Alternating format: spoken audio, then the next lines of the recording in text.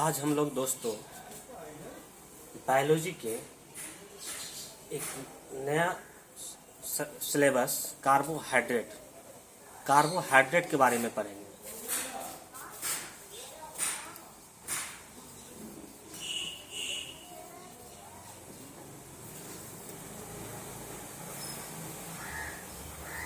Carbohydrate के बारे में कार्बोहाइड्रेट का निर्माण कार्बन, हाइड्रोजन और ऑक्सीजन इन तीनों से मिलकर आपस में जुड़कर कार्बोहाइड्रेट का निर्माण करता है।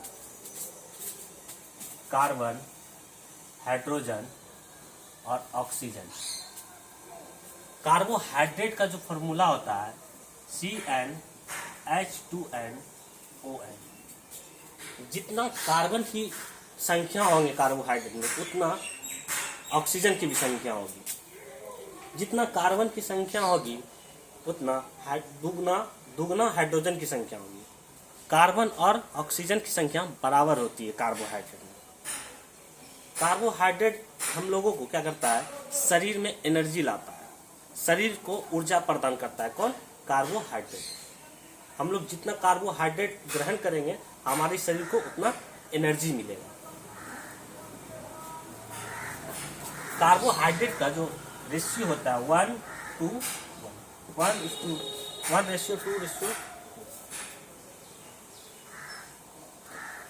कार्बोहाइड्रेट एक अपवाद होता है डी, एक है अपवाद DNA।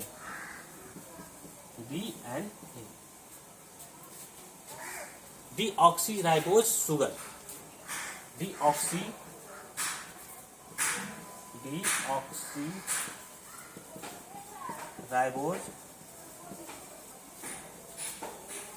शुगर। इसमें जो दोस्तों C5H10O4, इसमें क्या है, ये एक अपवाद कार्बोहाइड्रेट है जिसमें कार्बन और ऑक्सीजन की संख्या में एक की कमी होती है। इसलिए इसे होता है डी, मतलब इसमें क्या है, ऑक्सीजन की कमी हो रही है। तो एकमात्र कार्बोहाइड्रेट जिसमें ऑक्सीजन की कमी होती है डी राइबोज शुगर। ये डी राइबोज शुगर डीएनए में उपस्थित होता है। डीएनए में जो कार्बोहाइड्रेट उपस्थित होता है, शुगर उपस्थित होता है, वो डी राइबोज शुगर। इसका मुख्य कार्य, कार्बोहाइड्रेट का मुख्य कार्य क्या होता है? मुख्य कार्य या तुरंत या शीघ्र क्या करता है? एनर्जी प्रदान करता है।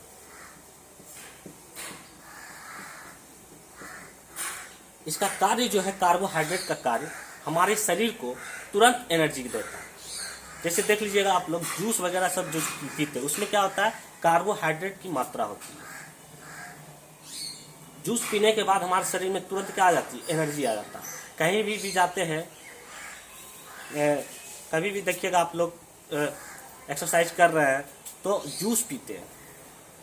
जूस पीने से क्या होता है, हमारे शरीर में तुरंत एनर्जी आ जाता है। एनर्जी आने के बाद ऊर्जा क्या आता है, ऊर्जा प्रदान करता है। तो मुख्य कार्य क्या होता है कार्बोहाइड्रेट का? ऊर्जा प्रदान करना। कार्बोहाइड्रेट किस में पाया जाता है, इसका स्रोत कहाँ है कार्बोहाइड्रेट? तो सबसे मुख्य स्रोत जो है, इसका मुख्य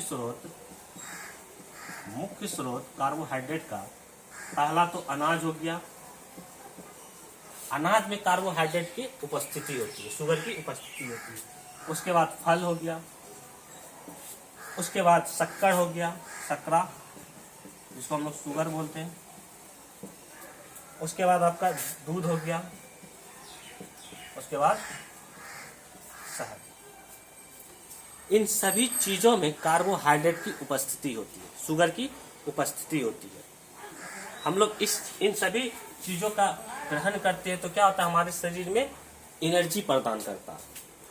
दूध पीते हैं तो क्या करता है, हमारे शरीर में एनर्जी प्रदान करता है। क्यों एनर्जी प्रदान करता है? क्योंकि उसमें क्या उपस्थित होते हैं, कार्बोहाइड्रेट शुगर उपस्थित होते हैं। कार्बोहाइड्रेट दोस्तों कई प्रकार के होते हैं, 3 प्रकार के होते हैं। मेनली 3 प्रकार के होते हैं कार्बोहाइड्रेट, 3 प्रकार के होते हैं। पहला होते हैं मोनोसेकेराइड।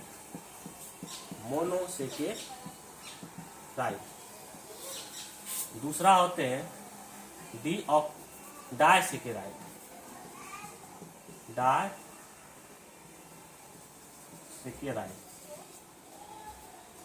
मोनोसेकेराइड, डायसेकेराइड और एक होते हैं पॉलीसेकेराइड। एक क्या होते हैं? पॉलीसेकेराइड। तीसरा होते हैं पॉलीसेकेराइड। पॉलीसेकेराइड। तीसरा क्या होते हैं? पॉलीसेकेराइड। पॉलीसेकेराइड। मोनोसेकेराइड जो है, मोनोसेकेराइड कार्बोहाइड्रेट के एक अणु आपस में, एक अणु को क्या कहते हैं? मोनोसेकेराइड। मोनोसेकेराइड, सेकेराइड मतलब शक्कर हो जाता है। सेकेराइड में क्या होता है? शक्कर, शुगर। मोनो मतलब वन, मतलब एक मॉलिक्यूल, एक अणु, एक शुगर के एक अणु को क्या कहेंगे? मोनोसेकेराइड। इसका बेस्ट उदाहरण क्या है? Glucose. Glucose, fructose, fructose, galactose, galactose, glucose, fructose, galactose, ये सभी कार्बोहाइड्रेट है। कार्बोहाइड्रेट के प्रकार मोनोसेकेराइड में आते हैं। ग्लूकोज, फ्रुक्टोज और ग्लाइकोज ये सभी शुगर है, लेकिन किसके हैं? Monosaccharide, carbohydrate. डायसेकेराइड में क्या होते हैं? डायसेकेराइड में एक से लेकर 9 अणुओं के बीच, मॉलिक्यूल के बीच आपस में जुड़कर किसका निर्माण करते हैं? डायसेकेराइड कहलाते हैं। देखिए मोनोसेकेराइड में दोस्तों, अब पॉलीसेकेराइड क्या होता है? ये शुगर को अपघटन करता है। शुगर को अपघटन करता है। जैसे ब्लड प्रेशर सब हाई हो जाता है, वो शुगर को अपघटन करके शरीर में रक्त को बढ़ा देता है, जिसके कारण मनुष्य का ब्लड प्रेशर हाई होता है। ये सभी आते हैं इसमें। पॉलीसेकेराइड 10,000 पॉलीसेकेराइड हम लोग बोलेंगे, जैसे 10,000 से ऊपर अणुओं आपस में जुड़कर क्या करते हैं? पॉलीसेकेराइड, उसे क्या कहते हैं? पॉलीसेकेराइड। पॉलीसेकेराइड का एक बेस्ट उदाहरण है सेलुलोज, जो पेड़ पौधे की कोशिका में पाए जाते हैं, कोशिका भित्ति में पाए जाते हैं। तो हम लोग सब पढ़ेंगे। पहले तो पढ़ेंगे मोनोसेकेराइड, इसको देख लीजिए दोस्तों। पहले हम लोग पढ़ेंगे मोनोसेकेराइड। तो मोनोसेकेराइड देखिएगा, मोनोसेकेराइड, मोनोसेकेराइड का बेस्ट उदाहरण क्या है? ग्लूकोज। ग्लूकोज, ग्लूकोज जो है दोस्तों, अंगूर में जो मिठास पाए जाते हैं उसमें क्या उपस्थित होते हैं? Glucose carbohydrate. अंगूर के शर्करा में क्या उपस्थित होते हैं?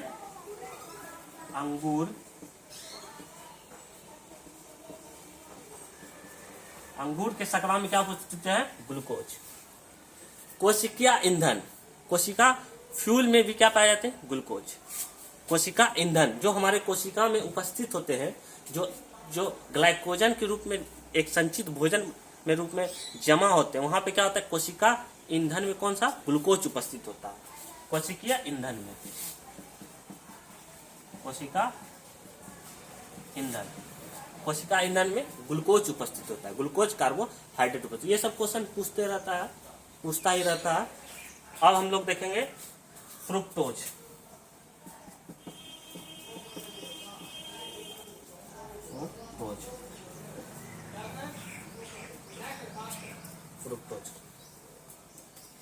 फ्रुक्टोज दोस्तों, जितने भी फल वगैरह सब है, उन सभी में फ्रुक्टोज नामक कार्बोहाइड्रेट उपस्थित होते हैं। शुगर उपस्थित होते हैं फ्रुक्टोज में। फल जितने, एक अपवाद अंगूर फल ही है जिसमें ग्लूकोज उपस्थित होते हैं। बाकी जितने भी फल मीठा जो होते हैं उसमें फ्रुक्टोज नामक कार्बोहाइड्रेट उपस्थित होते हैं। जैसे फल, शक्करा और शहद में भी फ्रुक्टोज उपस्थित होते हैं। और तीसरा आपका राइबोज,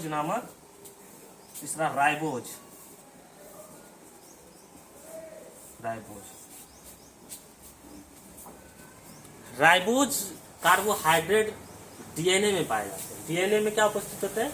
राइबोज नामक शुगर। मानव के शरीर में डीएनए में राइबोज नामक शुगर उपस्थित होते हैं। डीएनए में पाए जाते हैं मानव शरीर में उपस्थित होते हैं। मानव के शरीर में जो डीएनए में जो शुगर उपस्थित होता है वो राइबोज नामक शुगर। ये सबसे इंपॉर्टेंट क्वेश्चन है। हमेशा क्वेश्चन पूछते रहता है कि हमारे डीएनए में कौन सा शुगर उपस्थित होता है, तो राइबोज नामक शुगर। फल में कौन सा उपस्थित होता है? फ्रुक्टोज। और हमारे अंगूर में जो मिठास होता है और कोशिका ईंधन में कौन सा कार्बोहाइड्रेट उपस्थित होता है? ग्लूकोज। कौन सा? ग्लूकोज।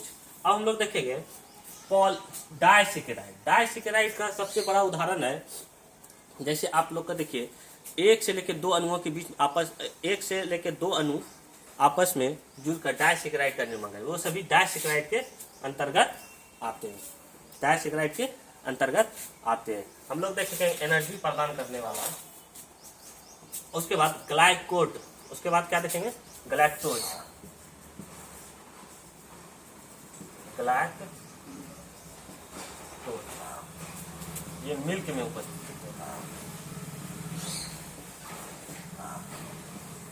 दूध में दोस्तों ग्लैक्टोज नामक शुगर उपस्थित होते हैं। ऐसे तो लैक्टोज उपस्थित होते हैं, लेकिन इसमें क्या होते हैं? ग्लैक्टोज, जो मोनोसेक्राइड के अंतर्गत आते हैं। ग्लैक्टोज नामक शुगर दूध में उपस्थित होते हैं। दूध में उपस्थित होते हैं। दूध में उपस्थित होते हैं। अब हम लोग देखेंगे डाइसैकेराइड के उदाहरण। ये हो गया डाइसैकेराइड के उदाहरण देखेंगे।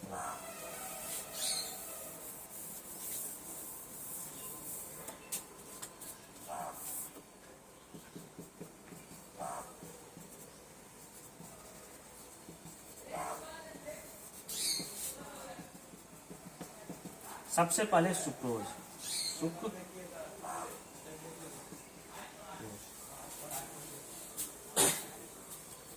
सुक्रोज का निर्माण ग्लूकोज और फ्रुक्टोज दो अणु आपस में मिलकर ग्लूकोज प्लस फ्रुक्टोज आपस में मिलकर किसका? सुक्रोज का निर्माण करते हैं। किसका निर्माण करते हैं? आपस में मिलकर सुक्रोज का निर्माण करते हैं। ग्लूकोज और फ्रुक्टोज आपस में मिलकर किसका निर्माण करते हैं? सुक्रोज का निर्माण करते हैं। गन्ने से जो प्राप्त होते हैं, गन्ने के जो जूस होते हैं उसमें सुक्रोज नामक कार्बोहाइड्रेट उपस्थित होते हैं। और आपका जो चीनी वगैरह सब टेबल चीनी जिसको बोले जाते हैं कैन शुगर, गन्ने से प्राप्त शुगर वो सुक्रोज। उसके बाद ये क्या है? साधारण, इसको बोलते हैं टेबल शुगर। साधारण नमक, साधारण शुगर, जिसे हम लोग टेबल शुगर भी बोलते हैं। टेबल शुगर जैसे चीनी वगैरह सब हो गया। तो चीनी में क्या होते हैं? सुक्रोज नामक कार्बोहाइड्रेट उपस्थित होते हैं। ये सभी क्या है? जल में घुलनशील होते हैं। ये सभी क्या होते हैं? जल में घुलनशील होते हैं। अब इसी में है डाइसैकेराइड में लैक्टोज।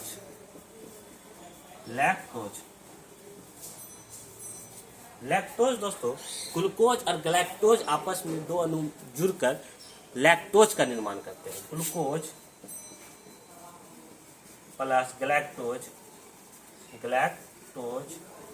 आपस में जुड़कर किसका निर्माण करते हैं? लैक्टोज का निर्माण करते हैं। इसका सबसे मुख्य उदाहरण है दूध में जो मिठास पाए जाते हैं वो लैक्टोज। दूध में ग्लैक्टोज भी पाए जाते हैं और लैक्टोज भी पाए जाते हैं, क्योंकि ग्लैक्टोज आपस में जुड़ रहा है। ये भी क्या है? दूध में पाया जाता है। इसलिए मुख्य इसका उदाहरण है दूध। मिल्क में यह उपस्थित होता है। मिल्क में जो कार्बोहाइड्रेट उपस्थित होता है वो लैक्टोज। अब देखेंगे हम लोग माल्टोज। हम लोग देखेंगे माल्टोज नामक शुगर। माल्टोज नामक शुगर, माल्टोज नामक शुगर जो है ये glucose plus glucose, glucose plus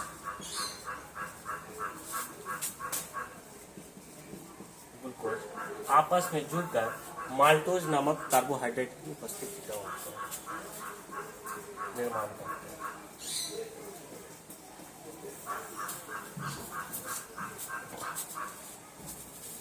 ये सभी कार्बोहाइड्रेट अनाज में उपस्थित होते हैं। ये सभी कार्बोहाइड्रेट किस में उपस्थित होते हैं? अनाज में उपस्थित होते हैं। उपस्थित कार्बोहाइड्रेट दोस्तों आज इतना ही चलेगा। आप क्या पढ़ लिए? मोनोसेकेराइड, डाइसेकेराइड और पॉलीसेकेराइड। पॉलीसेकेराइड क्या होते हैं? एक से अधिक 10,000 के बीच में जितने भी अणु होते हैं आपस में जुड़कर पॉलीसेकेराइड का निर्माण करते हैं। इसका सबसे बड़ा उदाहरण है सेलुलोज। सेलुलोज हो गया, स्टार्च हो गया जो जंतुओं के संचित भोजन में उपस्थित होते हैं, जो पौधे के संचित भोजन में उपस्थित होता है स्टार्च, और जंतुओं के भोजन में संचित भोजन में उपस्थित होते हैं ग्लाइकोजन और सेल्यूलोज। सेल्यूलोज क्या है? पॉलीसेकेराइड है। जिसका सेल्यूलोज पौधे के कोशिका भित्ति में उपस्थित होते हैं। स्टार्च नामक शुगर पौधे के संचित भोजन में उपस्थित होते हैं। ग्लाइकोजन नामक शुगर जंतुओं के शरीर में संचित भोजन में उपस्थित होते हैं। ये सभी कंप्लीट दोस्तों। आज के लिए बस इतना ही। बस आपका साथ चाहिए। जय हिंद।